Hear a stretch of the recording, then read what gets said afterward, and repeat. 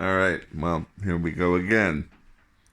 Tonight I'm drinking quite a bit of fluid and going to bed nice and early so I can wake up at 5 a.m. or something, drink a little bit more fluid, but not too much. Only clear liquids. Green tea, no. Cranberry juice, apple juice. And then I may not have been supposed to have shaved my arms. I've shaved my arms, including the one they're going to take muscle tissue from, because one of the things that has sickened me, not literally sickened me, but really annoyed me every time I've gone into the hospital, is that they put all this tape on your arms. They tape in the IV, they put on a sticky Band-Aid, they put this tape on, that tape on, whatever. And then they just rip that shit off, and man, it's the Brazilian wax experience. Thank God I'm not getting treated on my genital region. It's awful.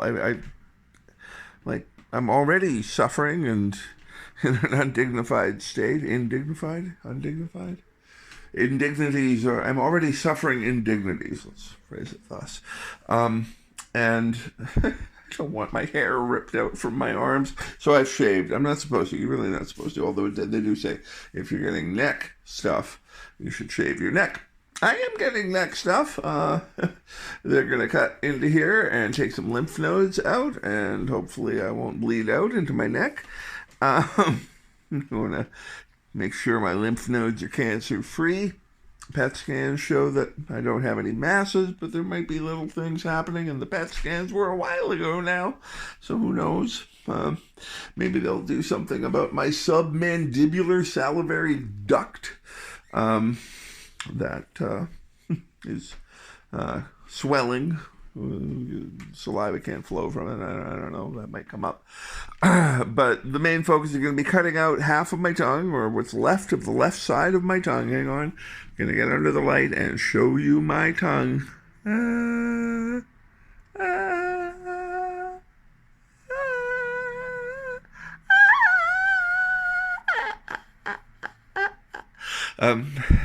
Sorry.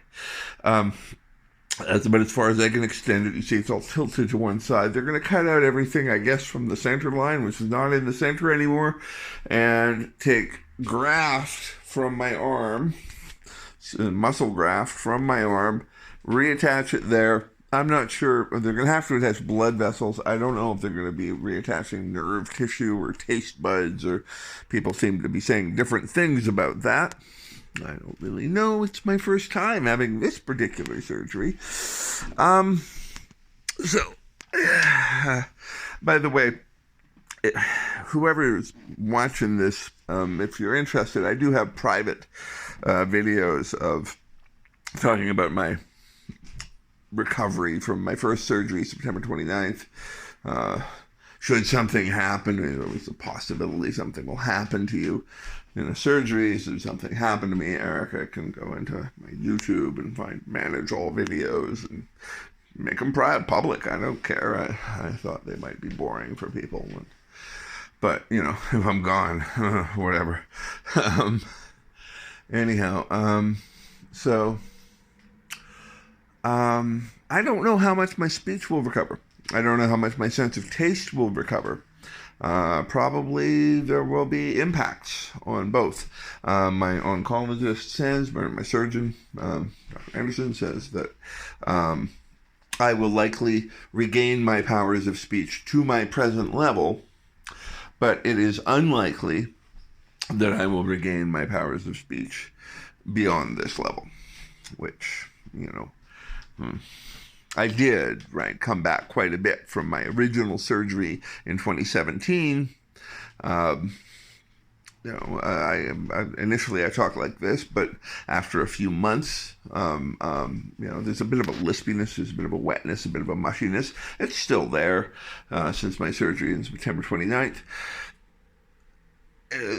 Back in 2017, I had all of those things, and they eventually went away. I gained full clarity of my voice. Probably this is as good as it's going to get. Well, okay.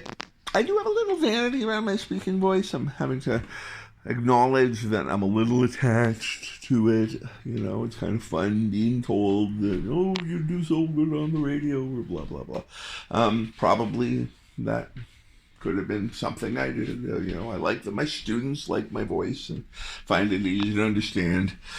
I worry a little that it's going to be difficult for me in my job as an English tutor to communicate effectively with students. Like, you can't really pronounce sounds. You can't teach people to pronounce sounds that you yourself can't make, right? I mean, that's not the biggest part of my job, but, you know, if I'm correcting someone who has just observed that Vancouver is a beautiful shitty, as sometimes happens, you know, the fact that city and shitty don't sound as distinct when I say them as they once did, in August, say. You know, we watched Kingsman last night, Erica and I, and Samuel L. Jackson has this adorable little lisp that he uses consistently, incorporates into his characters. A lisping supervillain. It's actually quite a fun performance. I was surprised I'd forgotten that Sam Jackson was even in that film. Anyhow, night before surgery, who knows what's going to happen? Who knows how long it's going to recover? They're taking some lymph nodes, they're taking graft tissue, they're taking tissue from my thigh to replace the tissue they take from my arm. Okay, you know what you're doing. I don't. It's fine. Taking muscle from here, skin from there, and putting some of it up here and taking some of this, and there'll be a temporary tracheotomy or tracheostomy. I'm actually no longer clear. I've heard it both ways now, and I don't know which is right. But they're going to cut a hole in here, and hopefully that'll get around some of the difficulties of intubation that I complained so much about in my initial run of these, now made private, but probably findable and accessible if people care. So... yeah, I was hard to intubate. There was a lot of pain. Intubation is no joke. As I said in those videos, people who hear intubation and don't get afraid in discussions of COVID, perhaps need to experience it, because it was really, recovering from intubation was the hardest thing. Whatever happens, it sounds like recovering from intubation will not be the hardest part of recovering from tomorrow's procedure. I will be in hospital for about 10 days. I will be on watch for graft rejection or bleeding or infections or blah, blah, blah. Of course, I already have some nerve damage, having had big chunks of my tongue cut out. I already have some nerve damage in the tongue, so I'm prone to bite that side of my tongue. I've bitten that a couple of times, you know, chewing a piece of meat. Well, meat and my tongue are not that different in texture. So I've chomped it a couple of times and been bloody, and had a chunk actually came out, raw bloody patch in my tongue. So yeah.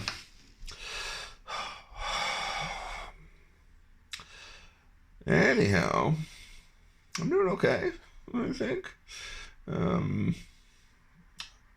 Will I get to see the Bowie Ball in early January? Will I be up and around for the XTC show, or the X with the or the Spark show in March? Will I be joining Erica Frazee Ford, or maybe Richard Thompson in February?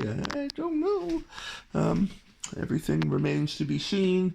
My two previous procedures have been described in my doctor's notes as partial left glossectomies. Tomorrow is just the straight old left glossectomy. Really hope he's starting from the center line over there and not the actual center. But no, yeah. I'm going to try to eat well. I'm going to join Erica for a keg dinner or something, so that, you know, we have a memorable meal to end things on. With Swiss Chalet before the 29th, but we're going to upscale it this time, I think. Just, I don't know.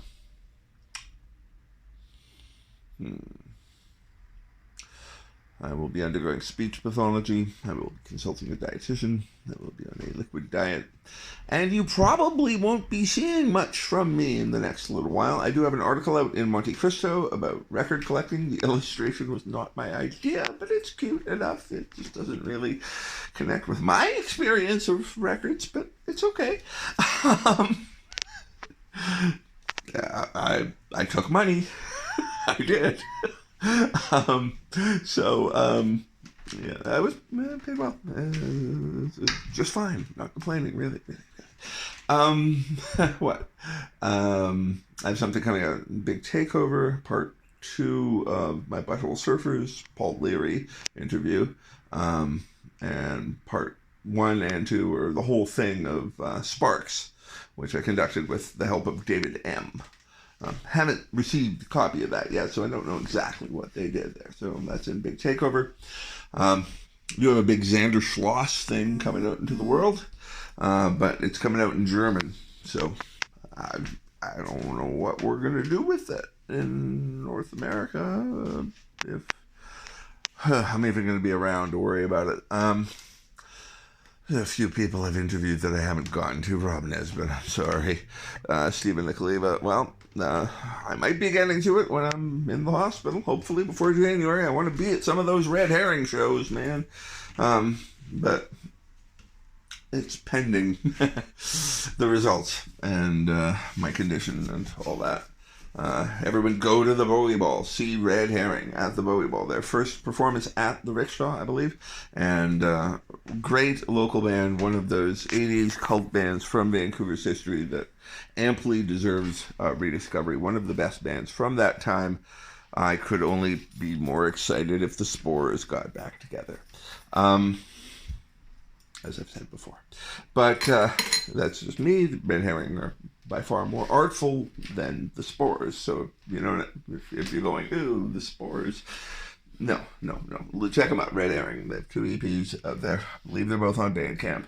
Very, very cool. Kind of Talking Headsy, Modamu kind of danceable art, folk, political, philosophical.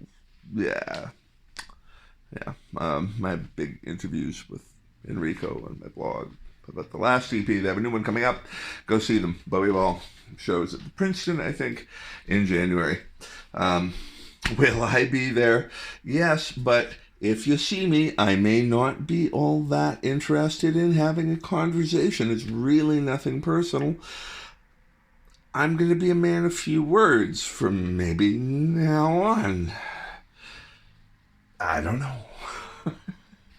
So, wish me luck. Tomorrow's the big day.